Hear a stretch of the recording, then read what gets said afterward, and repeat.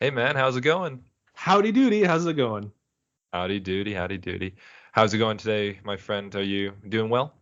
No, I'm sorry to hear but I that. did I did just finish some personal animation, and I feel Yes. a set. Oh no, I feel accomplished. I did something, and Yes. yeah, it's only like 2 minutes, but I did it. It took me a long time to do. I'm And it happy about it. looks great. I'm sure everybody will love it when you do put it up online. If you do put it up online, I'm sure you will. Probably in But 2 weeks.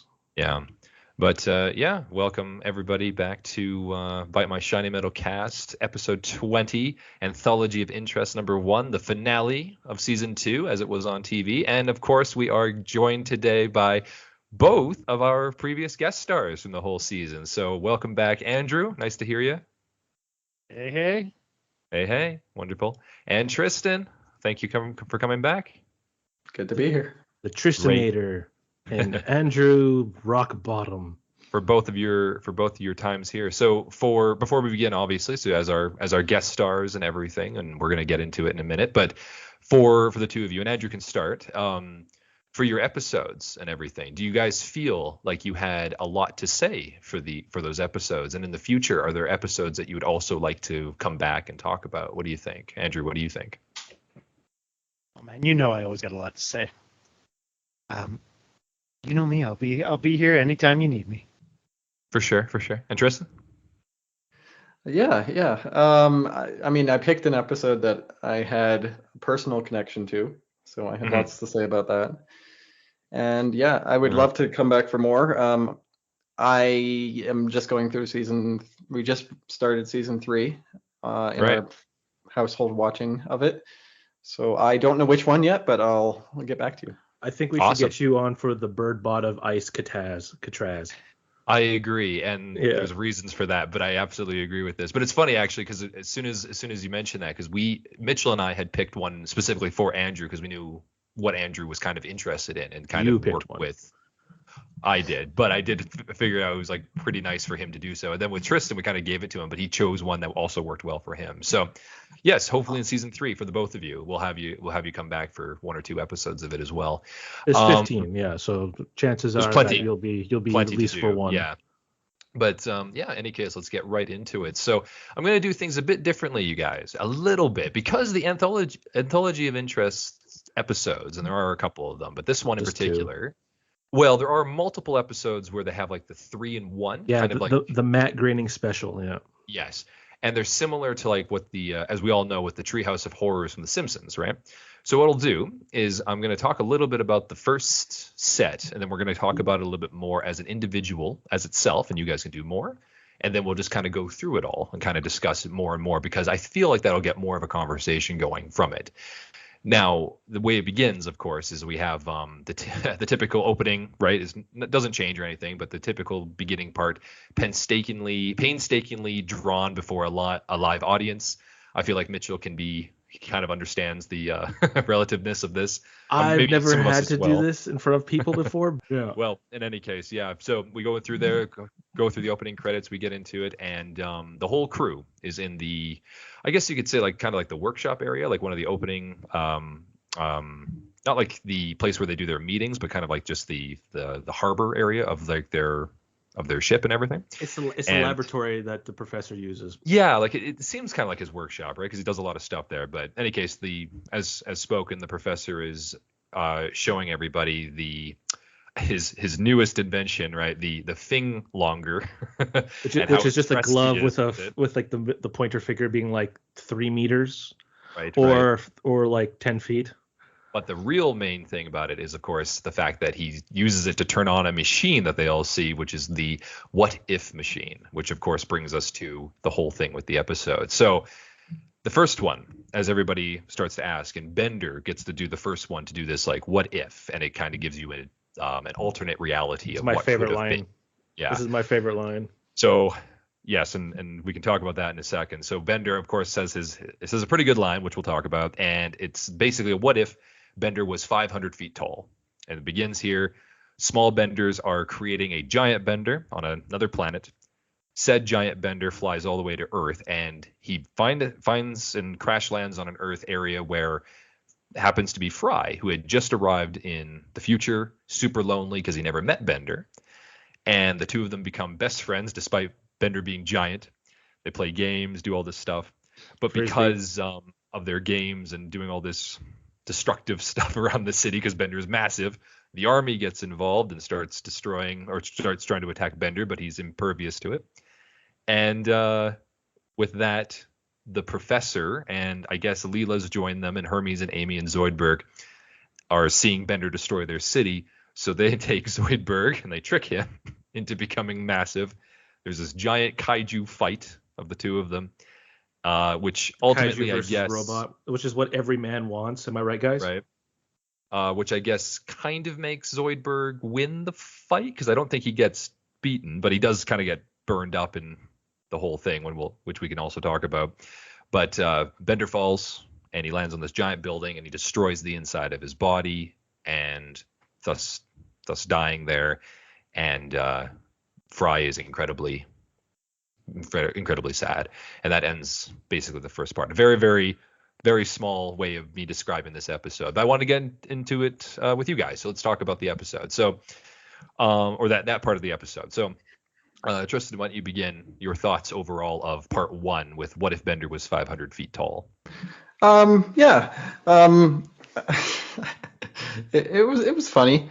I guess one of the aspects is because they're dividing it, a standard episode length into 3 segments, they don't have a lot of time to develop, a full story in each of them. So the story is extraordinarily simple. But they managed to eke out some laughs regardless. I like how Zoidberg immediately, when he gets big, he's like, he has to take vengeance. He's like, Chase Bank, deny my credit card application, will you? Smash. Booming And off the stage on Theater. open mic night. Will you? Yeah, exactly. His that first is- impulse, given a little bit of power, is to abuse it. Says a lot about Zoidberg. Yeah, that's true. That's true. How about you there, Andrew? What's your thoughts on the first part? Well, yeah, and it just twigged onto something really great there. Like these anthologies, whether it's Treehouse of Horror, whether it's Anthologies of Interest, whether it's whatever you want to pick out, it's hard to write. Like short stories are a hard art to perfect, and like nowhere is it more evident than in any like early Treehouse of Horror, early Anthology of Interest. Yeah. So I actually love that they rely on like a bit more of the familiarity of the Iron Giant here. Love that they exactly. What a classic. They sneak in the Iron Man riff from Black Sabbath, which I mean, yes, always going to be a hit. Yeah, when he's flying through space to get to Earth, right? Yeah. Like of the 3, not my favorite, but it does contain my favorite line. Again, Zoidberg, and truly a man of the people attacking Chase Manhattan Bank, but help, friends, help! A guinea pig tricked me.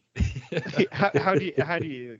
That's right, because the professor uses an actual guinea pig to trick Zoidberg to be their guinea pig. I like I love that play on 2 words, meals in 1 week. I like that part. Yeah. It's like And he's how been about you? tricked twice. He didn't learn. And how about you, Mitchell? What's your thoughts on this first part of it? I just love the beginning part with Bender when he's like, as a robot, I've always felt excluded at parties, nude beaches, and other human events. So I've always secretly wondered, what if I was 500 feet tall or 300 feet tall? And it just came out of nowhere, and I was just like, that's perfect. And the thing is, this goes into the second anthology one, that people wanted it so bad that they actually had to do it, and that was pretty good too.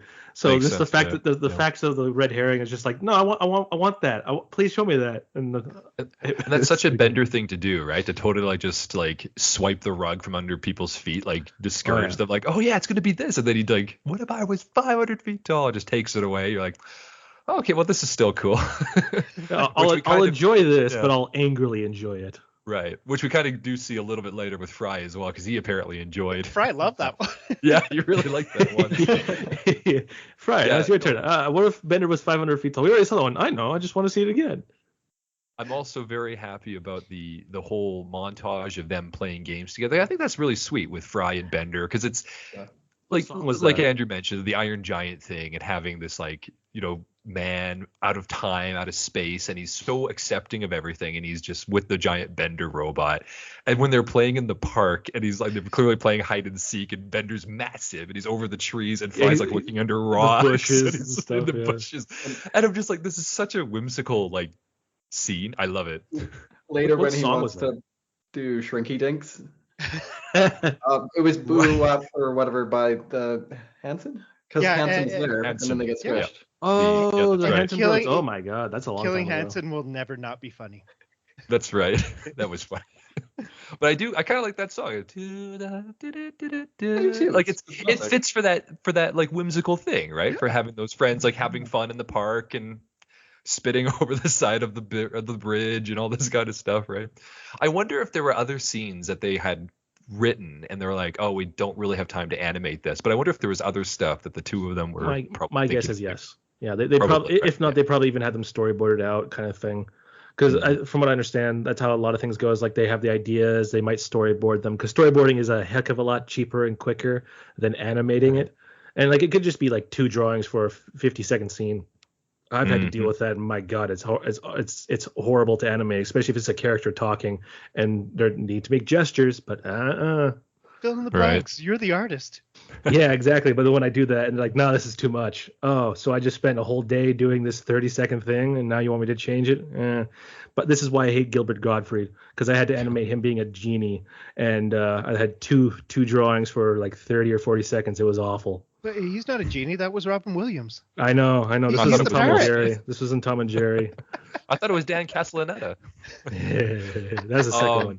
Which, fun for those of you who don't know, but the second Aladdin movie had Dan Castellaneta replace Robin Williams due to money, I believe it was, something like that. But then they got him back for the third one, which is also a very good movie. I enjoy the Aladdin films. Now, what do you guys think about, like, so this is supposed to be a what if machine. Right. So this machine thing is turning on and all this kind of stuff is happening. And it's supposed to be what if this in case of X, right? How is Leela part of the Planet Express crew? Any ideas? She's the captain. How, though? Because the only reason she would have met the professor is through Fry. I was going to bring this up for the third one. Okay. But again, yeah, because she's back there with the third one, too. But any ideas? Like, is this just something we just chalk up? Or is it because the whole... at the end of the episode, we kind of realize what this whole what if thing is actually supposed to be. Maybe it's just one of those things. Oh, yeah. Right? So it's kind of like a circle jerk in a way for this. But I don't know. I think there's got to be a better way to say that. It's I was going to reference like it's kind of like a loop, right? So it's kind of like just it's hard to say, but yeah, you're right. It's probably better. Like a centipede. Like a centipede. A right? human centipede, if you will. Ori Borealis. Ouroboros.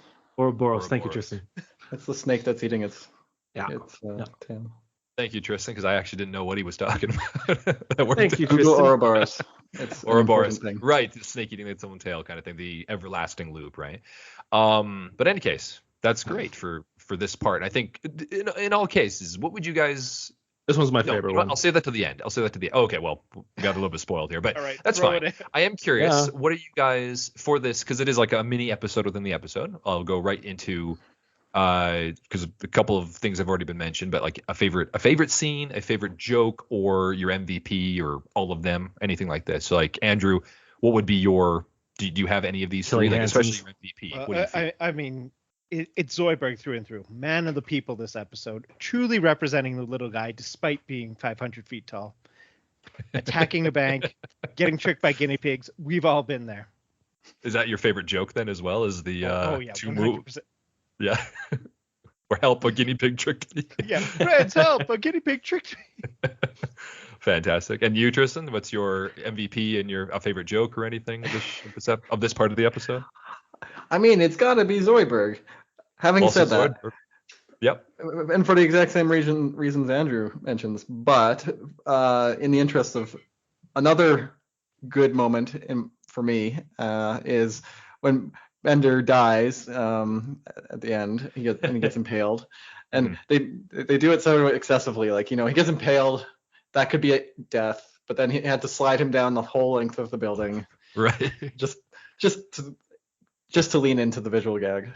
At first, I thought that was the Empire State Building, but I'm pretty sure that would have been destroyed with old New York, right? It's not the Empire State Building. It looks slightly different. It probably thought it is. was the Probably Empire State Building. Yeah, it the probably new is. Empire State Yeah, the new Building? Empire State Building. Oh, Yeah. okay, because I know, well, Mitchell and I know, and any of you guys as well, if you guys have watched like I think it's actually the Comedy Central series finale when they go to the Vampire State Building. It's literally the Empire State Building, but like twice the height. So, and it looks a little bit more gothic, but yeah, I'm sure that building was added much later. Okay. So also a Zoidberg. That's interesting. And Mitchell, yourself for this episode. I'm gonna say it's Bender. I love the Zoidberg, Yeah. but just the Bender with the beginning. What if I was 500 feet tall? And then as he's dying, who's the real 500-foot monster? Yeah. Not me. Not me. Hi. Not I. Yeah, and then like I think I've heard Andrew do in the past. How many years I've known Andrew? I've heard Andrew say, "Good night, sweet prince." Like he even says. You know where that's originally from, eh? No, actually, No. I was just gonna ask. Yeah, what is that actually from? So that's a Hamlet quote. I was gonna say Shakespeare. Yeah. Oh, okay, that makes sense. It all comes should- I back to should know Billy that. Shakes. My homie I should Billy know Shakes. that. Yeah. He invented the word elbow. I will also say Zoidberg as well. I thought I was actually going to be the only one who would say Zoidberg this episode, but I guess Man of the people. we just got one Bender. Zoidberg was a very close second, but Just an MVP. Yeah. yeah, just Bender had two. I think he had like the best lines. Zoidberg had the rest of the best lines, Yeah. other I than think- Shrinky Dinks. I think my absolute joke, right? My absolute favorite joke was definitely the what, 2 meals in 1 week kind of thing, and then he gets trapped with the guinea pig, and the professor like, That "We'll is a need good guinea one, pig, yeah. and it's an actual guinea pig." I love it. I think that was really, really good. Right I then. do Yeah. want to call out before we move on too. Hmm. We got a great sports joke in there, and I'm not a big baseball fan, but Oh, I hate baseball. any time to shit on the New York Mets. So when the kaiju are battling, Yes. the Bender boils Zoidberg in Shea Stadium. First off, Shea Stadium, great venue.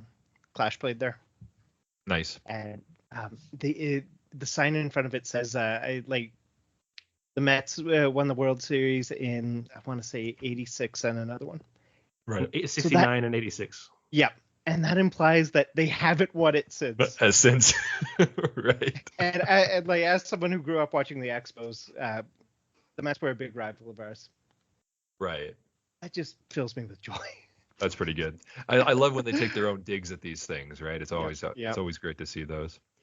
Great. Well, yeah, then we come back from it at the end and everyone's like, "Okay, well, that was quite interesting and all this stuff." And they I guess they kind of pick on Leela a little bit to try and choose the next one, right? And she states like, "Oh, I don't know what to ask," and like, "Oh, you should be more impulsive." And Fry Like does this Fry. thing with the cereal thing. Cereal in and- his hair, yeah. yeah, and he starts eating it. It's a hilarious thing. And then, so the next one turns out with Leela's choice, and the second one being, what if Leela was just a little bit more impulsive? So we begin. Not too much.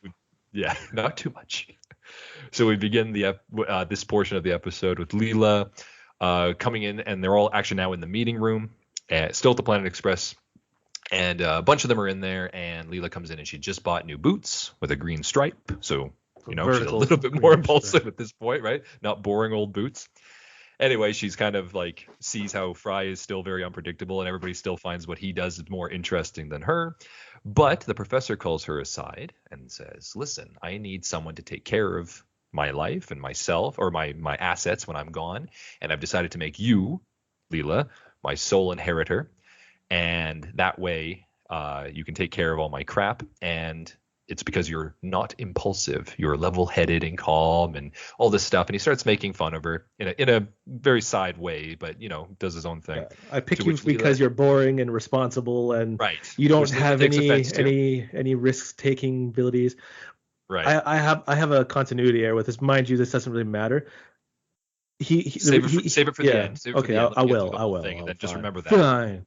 But in any case, she's definitely more impulsive. As after the professor mocks her, and she kicks him in to where he's feeding some man-eating anteaters, kills the professor. She's murdered one person, and obviously for the money. So She leaves. Everybody's wondering what happens, and she's playing it nonchalant. The professor is discovered to be dead by Hermes, who then calls up everybody to let them know. He's talking with Leela, and he figures out that Leela's the one that did it because of a video will. Leela figures out she has to kill him in order to keep the secret, murders Hermes. Goes on like this for a bit. Bender figures out that she killed Hermes. She kills Bender with a microwave oven. And she turns it on. He falls apart. She builds a car out of him. She has the car. Amy makes fun of her being not as cool as the Bender car. So then she kills Amy. I guess stuffs her in a clock. Meanwhile, Zoidberg is also trying to deduce who is making all these murders, and he has a Sherlock Holmes cap and all this kind of stuff, fun little joke. So he brings him into the parlor, I guess, the Planet Express parlor, which we see sometimes. And we're also introduced to Scruffy, I believe. This is the first time we actually see Scruffy in an episode fully, as Scruffy. I think it is. We can go back and check, but I'm pretty sure it is. Even though I tried Googling it, but I couldn't figure it out. Episode. Yeah. If that was, I kind of suspected it was the first time he was named. In any case, they even have the joke of who are you? And I've never seen you before kind of thing. And also Cubert's there, Nibbler's there, Fry's there. So as it goes on, and Zoidberg is still trying to tell more about who's killing him, Leela keeps on switching off the light, and because they're figuring out who it is, she kills the people who are figuring it out one by one by one. First it's Cubert, then Scruffy, then Nibbler, and then Zoidberg somehow, from a letter from Bender from the past, gets that and is about to say, but then Fry gets bored and leaves the room, to which then Leela kills and eats Zoidberg, which Fry then joins in. And then when Fry suddenly finds out and figures it out what's been happening all this time, Leela's impulse to silence Fry is not to kill him, but to have sex with him. And apparently they're quite happy. And that's how that one ends there. So turn it over to you guys. So I'll start over this one with Mitchell. So you said there was some kind of continuity thing. What are you talking about? A few episodes ago, we had to go to the nearly Death Star because he wasn't happy with his life, and that's why he made Cubert. And Cubert's in this episode, and he gets killed by Leela. So the whole thing was that he left it to Cubert. That's one reason why he cloned himself. So now this one's we're just gonna leave it to Leela, even though they already had the soul heir thing, right? The soul heir thing, yeah. That's right. A clone of my own. There we go. That's what I was trying to say. I did think of that myself, and I was I wonder why that's the case. But unless he changed his mind about Cubert taking over, but because Cubert's also a child, so maybe he would die, and then Leela would take over, and then Cubert would take over after Leela or something, which is kind of actually seen in the future. But the one where they go forward in time. Right, yeah, exactly. Leela eventually took over the business, and it was successful. For sure. And how about you there, Andrew? Your thoughts on this portion? Yeah, this is probably my favorite of the three, to be honest. Where to begin here? How do you build on a man eating cereal from the top of his head? Turkey. But by the impulsiveness of this person, it fits the cast so well. Love that of all people to solve the murder, it's going to be Zoidberg with his degree in murderology. Murderonomy. I was going to ask, what the hell does that mean? No one knows. It fits the character's personality so well, but it builds on it in a way that it's just fun to me. I do think I'm with you, Anthony. I think it's the first time we see Scruffy. It doesn't feel right, but at the same time, I did look this up as we talked about it. The first time we saw him was the one where Fry got $1 billion at the bank. He was in that episode. But it's not Scruffy, because I was about to just say that, because Mitchell and I have talked about character models being reused in the show, especially in the earlier seasons. That is Scruffy. He was also in My Three Sons. But it's but a non-speaking cameo. He's not working in this the this was his speaking debut. Okay. Which is, there we go. That's good. I'm happy to actually see that, because I wasn't sure when that would actually happen, but I'm so happy to there's Scruffy. So that's a big highlight for it. And yourself, Tristan, your thoughts on this one? I like it. I like the implication of, Leela's not very impulsive. In this alternate universe, she's very slightly more impulsive. So impulsive that she bought fancy green race stripe boots. And everyone was still like, you're so impulsive, and she shows them up by. I guess the implication is like that if she is just like a little bit more impulsive, she would kill everyone. That's exactly what I was gonna say. Yeah, that's the joke. Or have more gum. Yeah. Have a stick of gum, right? Yeah. No, that's exactly it. Yeah, Yeah, if she's slightly more impulsive, Leela would kill people. So I think that's. I don't know what that says about her, but that's intriguing. It says that she has anger issues because she was an orphan who didn't know her family or parents, so she wasn't guided very well. I think she just has anger issues in general, but then even her martial arts kind of like made her angry at everything, right? Which we've seen in previous episodes. Yeah, kicking a guy while he's down. See, look. Yeah, but Todd wins, so shut up, Leela.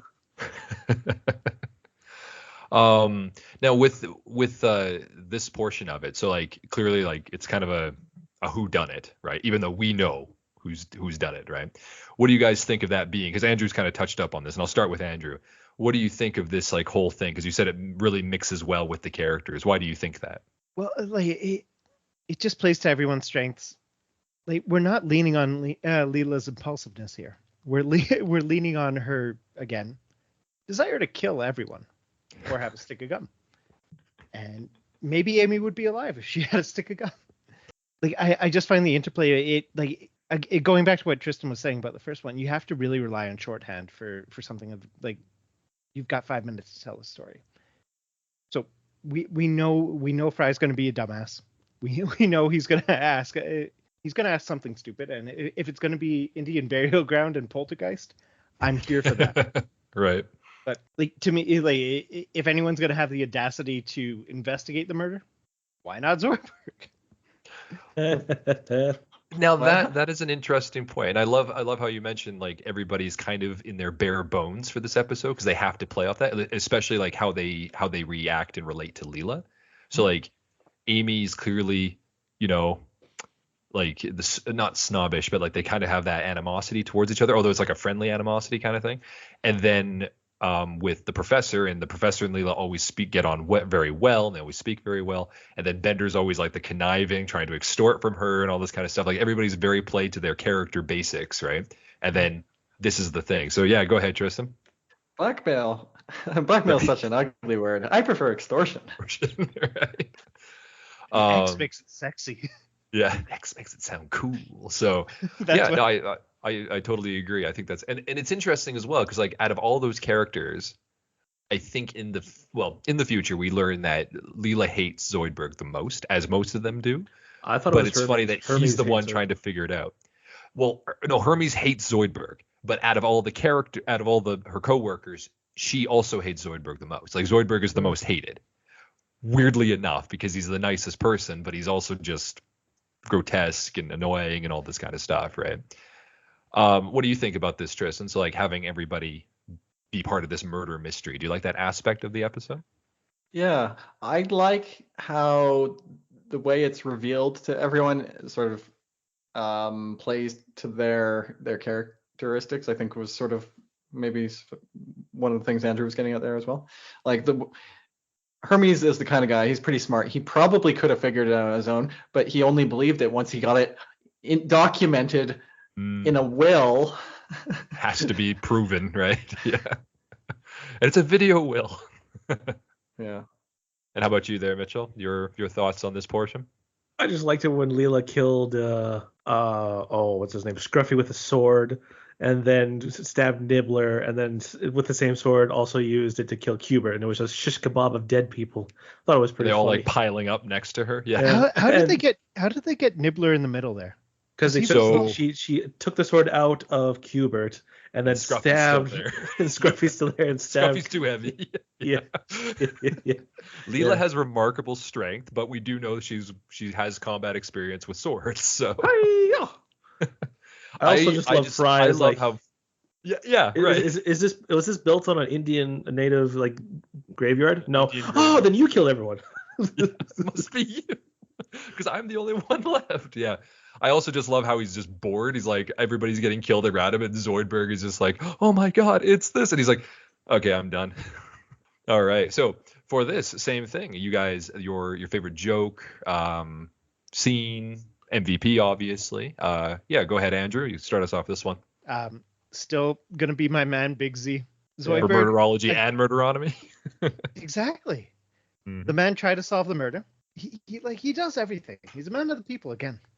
But best quote too. All right, you're so nonchalant. Keep rubbing it in. And as he's sewing. Yeah. Yeah, with claws. Wonderful. Mitchell, how about you? Your MVP? I would say And the same your thing. Yeah, scenes? Zoidberg. And just like the fact that has a Sherlock Holmes outfit, even though he lives in a garbage bin. Any jokes that stand out to you? Just I think I already said when Leela stabbed everyone with the same sword. And you, Tristan? Definitely Zoidberg. Yeah, and favorite joke is probably just this one little visual gag where he's packing his pipe down. He gets it all prepared, and then he just eats the whole pipe. All right. That was pretty good too. Yeah. And he's talking to the talking anteater, or the man-eating antlers, right? Yeah, anteaters rather. Yeah. Oh yeah, that was a Oh, pretty the funny same part with the kind of professor, joke. yeah. That is good. It's the same kind of joke as Bender pulling the rug out on us, and we're expecting his one is going to be, what if I were a human? That just kind of like, subverting our expectations. Takes a very strange turn, doesn't it? Yeah, like, oh, green boots. Oh, or green striped boots. Like, who cares? And then like, oh, she's killing people. Yeah.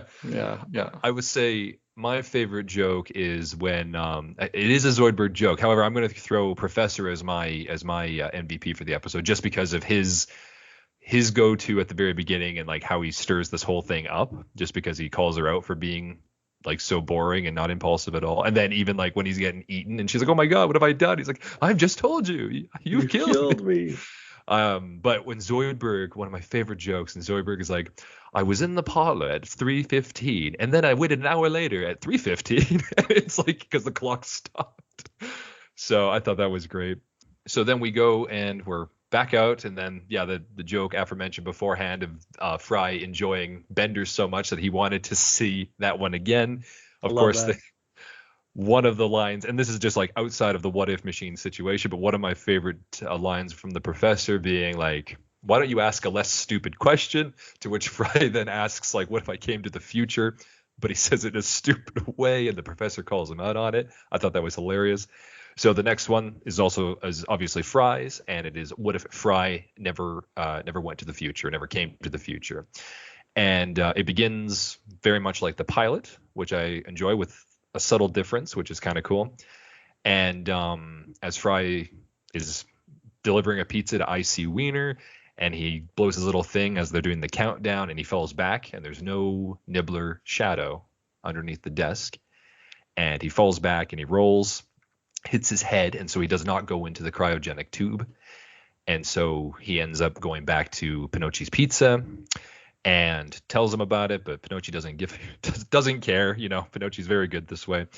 And who should and also as he hit his head, the fabric of reality opened up, revealing the main cast from the future.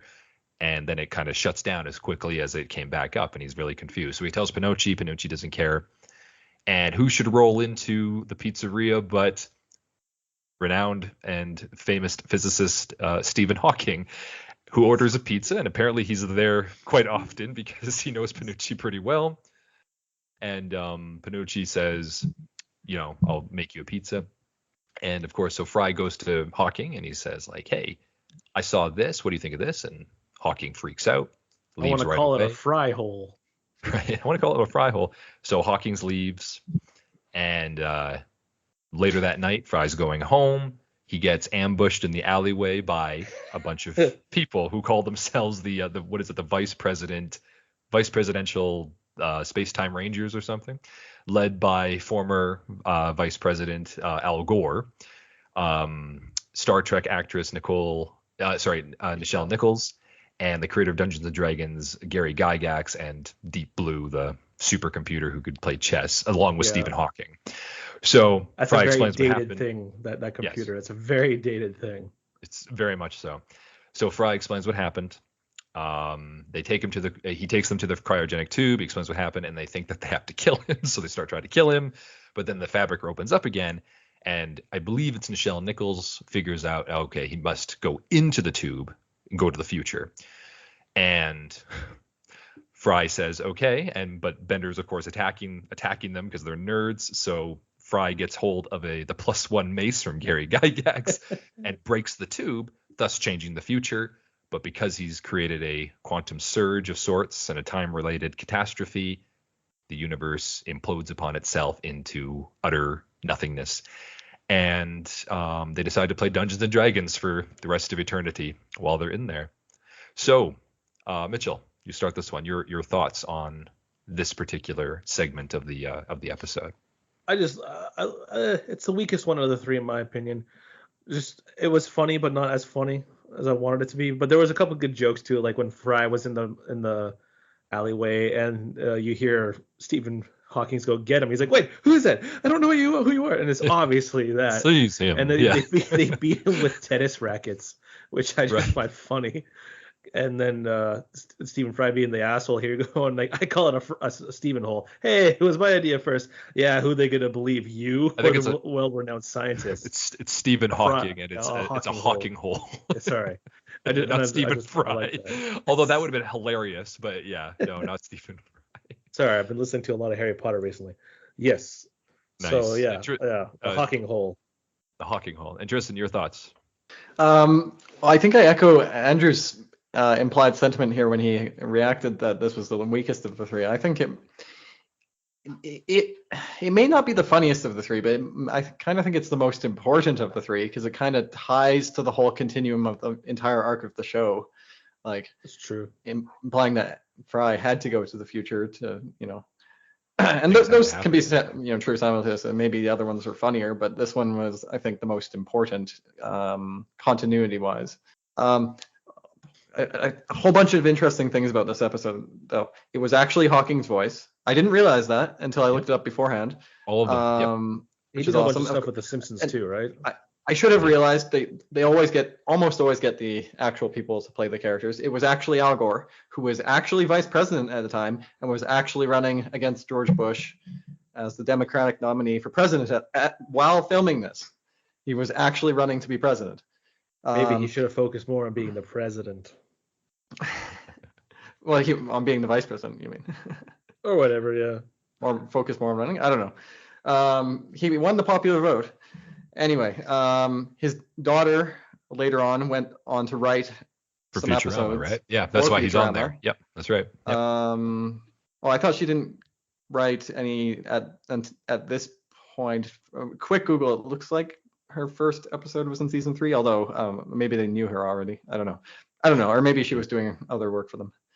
Well, I think they have collaboration for writers, so they probably had her on staff, and then, oh my God, you're the daughter of the vice president of the United States. Can we have him on there? And then, obviously, yes. And maybe he was also a fan of the show. But you're absolutely right. Yeah, they had everybody. All four of those people were those people. Did they get Deep Blue too? You don't credit him, but I guess they could have. Okay, and yourself, Andrew, your thoughts on this. So you also thought not the greatest of the episodes, or of the portions, I should say. So I fully agree with Tristan, but I think Tristan had a couple more things to say. No, not really. I could go on and on. Like this show, they're in their second season and they already hit like such a cultural momentum that they were able to have, world-renowned, like the world-renowned physicist of the last, 50 years on the show just for fun, as simultaneously with the active vice president of the United States running to be president. That's an impressive place to be. I want to touch base on that in a second, but first I do want to hear Andrew's thoughts for it. But I want to come back to that because that was going to be my question for you guys for this. So go ahead, Andrew. Yeah. So like I said, fully agree with Tristan. Like for me, it might be my favorite. If only because it like you said, Tristan, it really just it solidifies it's important, is what I'm trying to say. But where to begin with this episode? There's so much going on here. So many just great, like the cameos are exceptional. The fact that they got those voices is exceptional. Yeah. Al Gore is, whether or not you align with his politics, the man is a comedic genius and missed his calling. So fun fact though, this is actually Al Gore's appearance on here as himself is one of the first times that a politician ever did this. Oh, really? Mm-hmm. 20 years later, look what happens. But it all started here with Futurama. That is pretty cool. To me is wild. But that is awesome. Yeah. I was rewatching. Actually, for first time in my life, we were watching Parks and Rec a couple years back during quarantine, I think, and they had Joe Biden on one of the episodes while he was vice president. I was like, and of course the main character, she's obsessed with Joe Biden. But, she is. Yeah, it's basically become, like almost campaigning to like try and get in the public spotlight. These ways. Yeah, I think if they're big enough, yeah, like if the show is big enough, then they can definitely kind of swing that, because it also shows, especially for politics or for politicians, right? It shows like a certain side of them that endears them to the public if they can appear in these things, right? Like, yeah, like Andrew just said, if you don't agree with Al Gore, but Al Gore is absolutely hilarious. In fact, I'll talk about it in a second, but I mean, like, Al Gore is tons of great lines in this episode, as well as Gary Gygax and Nicole Nichols as well, or Nichelle Nichols as well. Constitution. Right. Read the Constitution. Right. You fool. You foolish fool. You're going to destroy the universe. And as an environmentalist, I'm against that. Right. No, it's wonderful little things here. So actually, this will go into what I was going to ask then. So, because all of us have seen, obviously, from present day to current day, or even from middle to the end, all of us have seen The Simpsons. All of us have seen all these kinds of things, and we know that Matt Groening is also the creator of The Simpsons and everything. Is it perhaps possible that because Hawking did also guest star, I think, a couple times in The Simpsons, is it possible that because Groening is the backbone of the show, that he's the reason that he could have got all these special guest stars at a season 2 finale, despite the fact that it's also very popular at this time? I mean, like 20 episodes of a season is very long. So, I mean, maybe not the longest, but it is very long for it, especially for an animated show, especially this first season being only 9 episodes. Do you think maybe that was the case? Like, yeah, like there's a lot of clout there, of course, but you still got to pick and choose what you're doing, right? Mm-hmm. Like I'm not watching Disenchantment. I don't even know if it's still on, but it's finished now. I haven't watched last season. Last season was okay. It was just okay. Yeah, wasn't fun. I mean, as a side thing, cameos there. No, but I mean, like Disenchantment had. They had I think they had a couple cameos. Like Richard A. Owati was in it, but I wouldn't call them cameos. I'd say they're special guest stars. Like they're actually in multiple episodes, kind of thing. But they don't have like. Well, it's a fantasy thing, right? Gary Gygax, and so is Al Gore. I don't remember if Nichelle is in any more episodes other than the Star Trek but one. Those are clearly guest stars. They're not recurring characters, right? They're themselves. Richard Iowati plays a character. Like he plays a character. 2's a coincidence.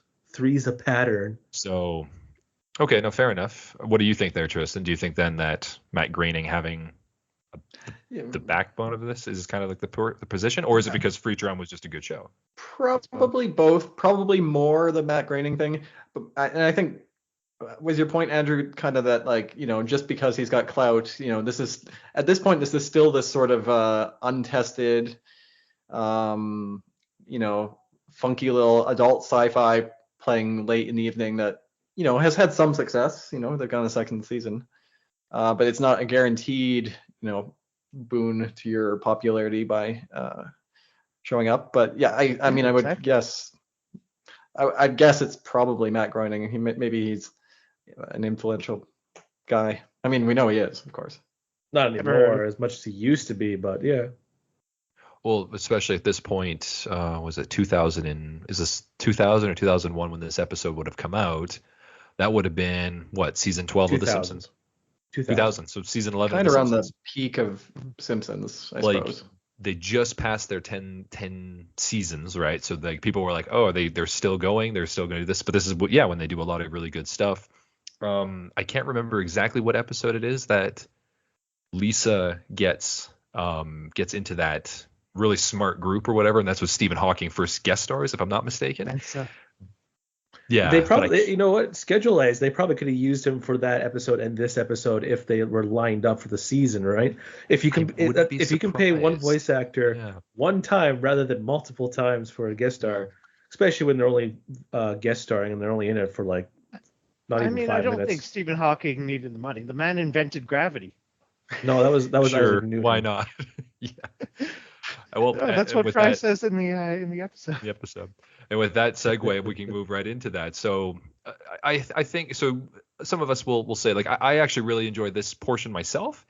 I was going to say actually my VIP for this episode is Al Gore. Absolutely, I think Al Gore has some of the best lines.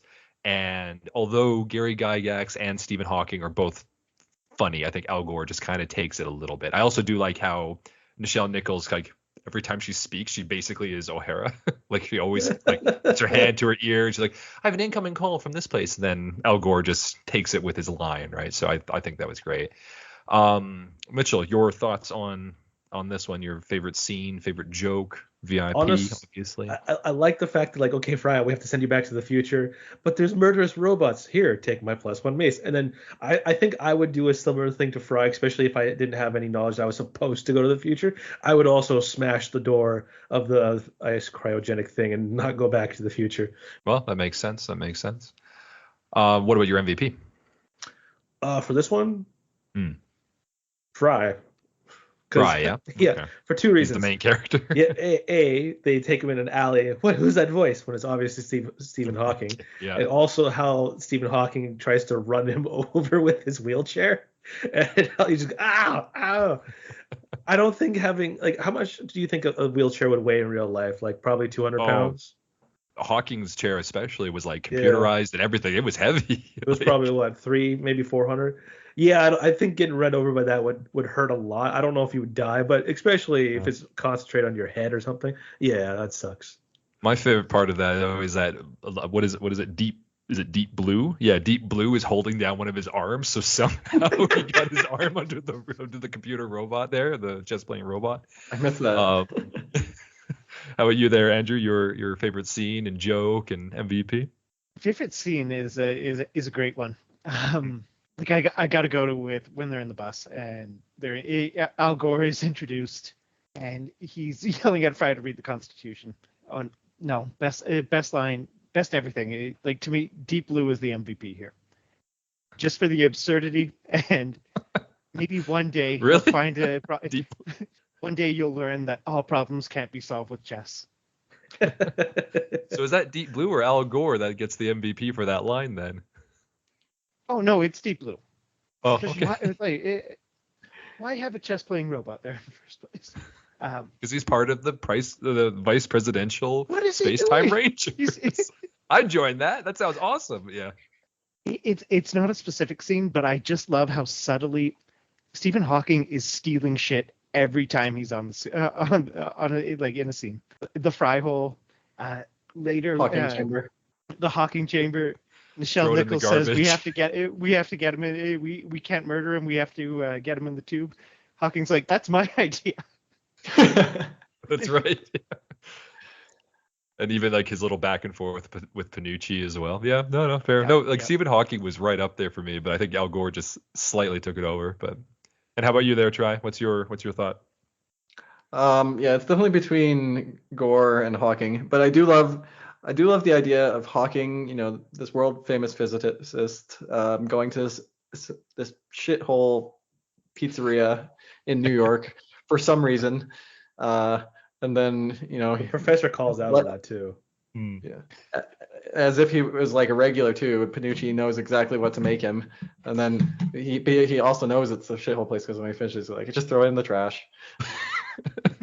Well, I think it's because he's also like such good friends with Panucci that he can do that. Yeah. But you're right. He's like, just throw it in the garbage or whatever. Yeah, exactly. So like would you say Hawking then? I think Hawking. Okay. How every turn, it's like, I call it a hawking hole. I call it a hawking chamber. Yes, it was my idea. Let's push him in the chamber. Yeah, they make him out to be this like the silent evil villain. I think The Simpsons did a bit of that as well, but it's really fun. Apparently he likes to drink, according to The Simpsons, and he thinks that Homer was pretty smart because he's like, you know what, let's just go have a cold beer. And then that's the whole thing. No, fair enough. And do you have any favorite jokes or scenes? Yeah, well, I guess you have had a few there, but I'm trying to remember that Simpsons line. He's like, he was talking to Homer. Your idea of a donut-shaped universe intrigues me. I might have to steal it. Also stealing. So they just made Stephen Hawking be like they just steal all the ideas. So that is actually pretty funny. It does feel like Mitchell said, this like a gig he could have done in an afternoon for both shows. As Andrew, I think, did you say, Andrew, or you let us all know somehow that it was 1999 that the Lisa episode came out with that one? So the timeline wouldn't Yeah, quite yeah. work So out. you guys were right. It was season 10, but just missed like a sliding doors moment, as it were. Okay, so he must have enjoyed it so much that he came back, which is wonderful. That's a fun gig, I'm sure. Yeah. Well, I mean, if you have the chance to make fun of yourself and enjoy it, then why not, right? And get paid for it, why not?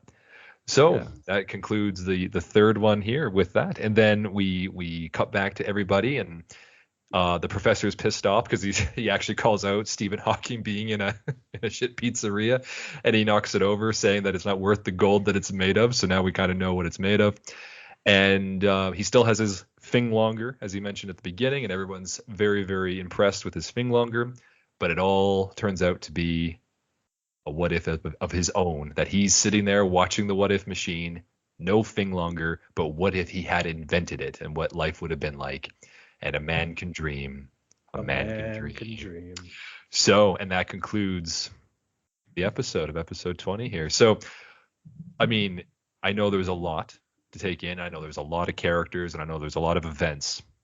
But for the four of us, do you guys have an overall, out of all the things we talked about, it could be one you've already mentioned, a favorite joke, a favorite scene, and an MVP character throughout the whole show, if there is one, throughout the whole episode? I've always feel excluded at parties, nude beaches, and such.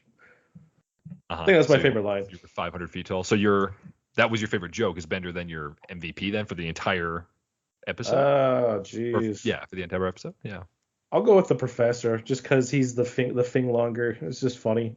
It's such a stupid invention that he could have invented, but he didn't invent it, but he really wanted to. That's the whole thing with this episode. Just a man can dream. But then eventually he does, if I remember correctly. He does have it in the future, so he does make it. Yeah. Yeah. How about you there, Tristan? What do you think of the episode as a whole? Yeah. Yeah, so like it's not my favorite episode by far, but like it's a good episode. It's solid. They were dealing with, severe writing limitations to fit 3 full stories within the confines of a regular length episode. Given the constraints, it gets a pretty high hit ratio of laughs. I want to. One of the points I wrote down, which blew my mind, was we're reviewing this week, early 2024, and OpenAI just released their video AI generation tool. Yeah. I'm out of a job and career. Which is a bit crazy if you haven't seen it yet. But basically, the What If machine now exists. It's a website, and you can actually give it say, what if Bender was 500 feet tall, and it will give you a video, a couple minutes long of that. So this is just another ahead of its time. Exactly. It's another in the example of this crew of writers and producers thinking of what the future's like and it actually coming true. No, fair enough. And did you have a solid character that you thought was the MVP throughout the whole episode? I don't think there's a single character that carries between all 3. I guess it would have to be the professor because it's sort of his story. We find out. That's a great way of saying that. Just like there's a lot of good stuff, a lot of happening, but this wouldn't have happened without the finglonger. The what if the finglonger existed? Sure.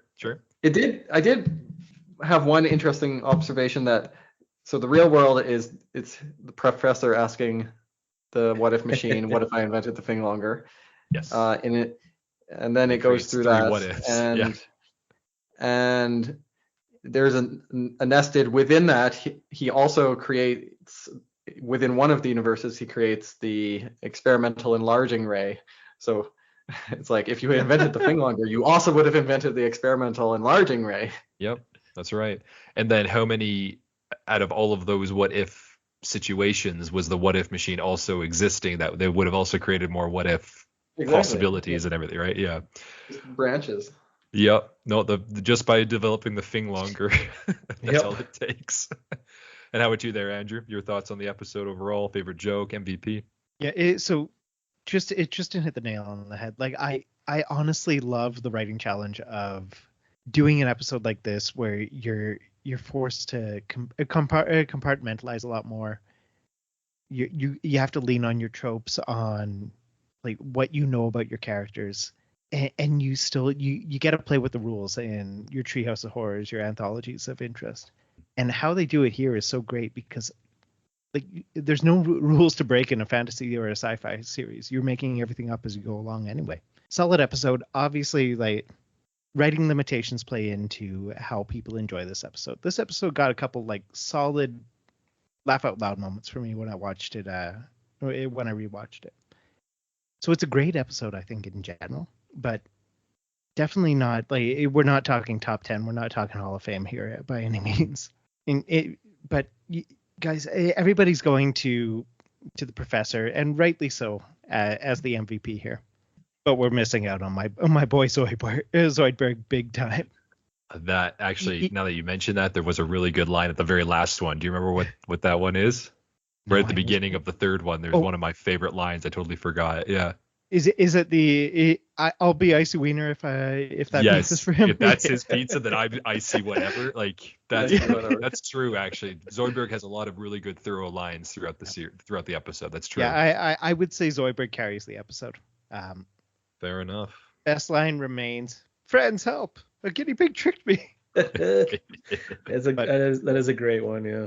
Mm-hmm. Yeah, as a whole, it's a solid episode. It's giving time for the writers to stretch their legs. Love the idea behind it in general. And something that you just touched upon too, because I know you and I, Andrew, and I think Tristan's also discussed this with us as well, but like the Treehouse of Horror episodes are not always great, right? They're not always the great when it comes to like the full episodes of Simpsons. You're not going to bat 500. You're not going to bat 500 there, especially with over 30 seasons. Exactly.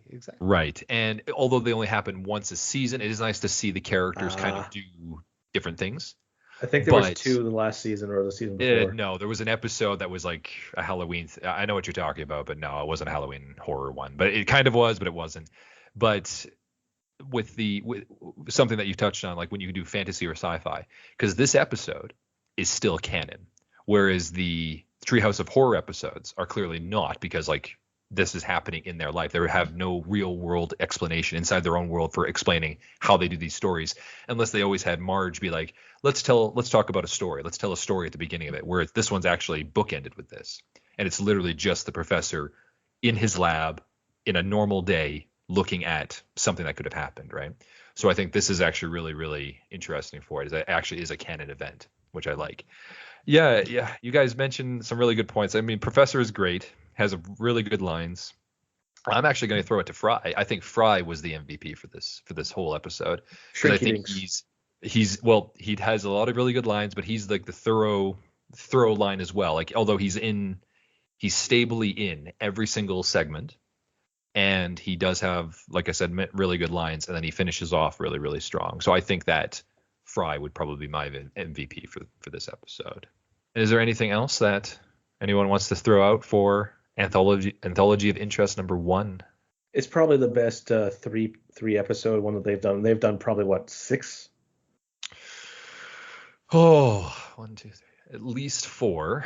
Maybe they've done 6. I'd have to look too. Yeah, because I think they did 2 Christmas ones, and they also did to rewatch the next Anthology of Interest and all the other ones. I can't remember them very well, other than I know they did actually do Bender as a human, And I That's- remember That one was liking that fun, one yeah. quite a bit. Yeah. I well, think don't, that one's don't worry. my- You guys will be part of that one too, Yeah, so don't yeah. worry. Yeah, that one's there was one where Bender was a human. There's the if video games were real, and then there was the last one where Leela was in the what was the first color movie that Disney did? Yeah. The Wizard of Oz. Thank you, Tristan. Oz. Yeah, the Wizard of Oz, where she does the Wizard of Oz. But I'm not sure if that's- it was Disney though. I think it was just the first major color production. Like Yeah. TriStar or something. The It only wasn't reason why is because I think they went on the ride at Technicolor. Disney World. Technicolor. But that one also is not actually a what if thing. Remember Yeah, what happens to her, She gets which is knocked out, kind of yeah. explained in the series. But any I case, can't remember. we'll get through that. Yeah, when you watch it, you'll be like, oh, I see what they did there. That's pretty clever. Okay, well in that case, then thank you everybody for joining us today for this, and especially to Andrew and Tristan. Thank you so much for joining. It's Thank you for having wonderful. us. Always a Yeah. pleasure. Always a pleasure indeed. And thanks again, Mitchell, for being here with me throughout the series. I can't believe we've done it. We've finished season 2. And then we'll take a small break and we'll come back Good job, a few guys. weeks later, and we'll come back for the beginning of season 3. May have another guest star just because of the episode, but it'll be a different person, different friend. Just watch. It'll be like 5 months, and we It'll go, be oh like, yeah, yeah. hey guys, we're back. We're back. And who knows? There might be some other things that you and I, Mitchell, will do in between, right? But for now, we'll take a small break from the seasons. But again, thank you again, everybody, for this, and thank you for joining us for Anthology of Interest number 1, and we'll see you for season 3, episode 1, The Honking.